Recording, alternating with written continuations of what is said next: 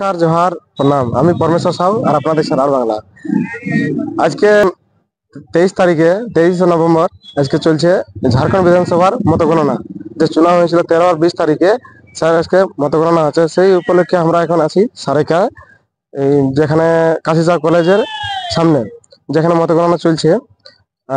যেমন এখন পর্যন্ত যে রুঝান দেখতে পাচ্ছি, সেই রুঝানে ঝাড়খণ্ড মুক্তি মোর্চা গঠবন্ধন যে পার্টি আছে, সে পার্টি এখন পর্যন্ত 52টার মধ্যে 4টা সিটে জিতে করে আর 48টা সিটে বাড়াত বানায় আছে।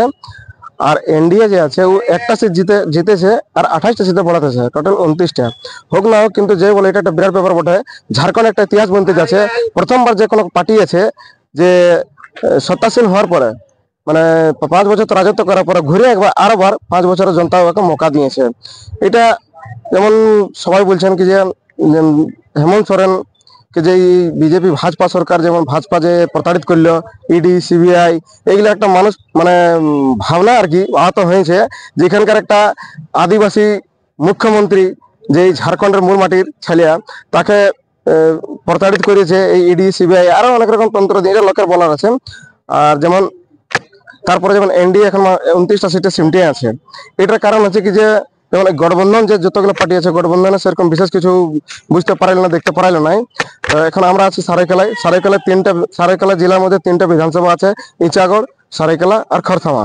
সারাইকেলার মধ্যে এখন চম্পাই সোরেন, যে এখানকার নিবর্তমান বিধায়ক, উনি বড়দ বানায় রেখেছেন। আর খরথামায় যে আছে দশরথ গাগরাই, যে ঝামুমো বিধায়ক মানে এখন বর্তমানে ছিলেন, তো উনিও বড়দ বানায় রেখেছেন। আর ইচাগড়ের এখন যে ঝামুমো বিধায়ক সবিতা মাহাতো, উনিও বড়দ বানায় আছে। সঙ্গে সঙ্গে এখন ইচাগড় বিধানসভা একটু বিশ্লেষণ করতে চাই। ইচাগড় বিধানসভাটা এখন বর্তমানে সবিতা মাহাতো যে আছে, আর নিকটতম প্রতিদ্বন্দ্বী রূপে আছে জেএল কেমের তরুণ মাহাতো। আর তৃতীয় নম্বর আছে আসু পার্টি, যে গঠবন্ধন এনডিএ গঠবন্ধনের প্রত্যাশী, সে আছে তৃতীয় স্থানে হরলাল মাহাতো।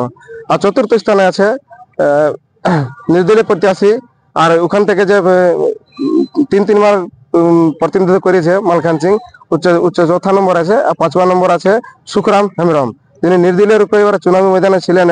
আর উনিও জেএমএম এর একটা কাদাবার নেতা ছিল। কোনো কারণবশ পার্টিলে কিছু সেরকম ভিতর ব্যাপার হয়েছে, ও নিজের তো পার্টি ছাড়ি করে আর বাগি হয়ে করে আর চুনাবী ময়দান নামিয়েছিল। ও এখন মানে 5 নম্বর আছে ইচাগড় থেকে।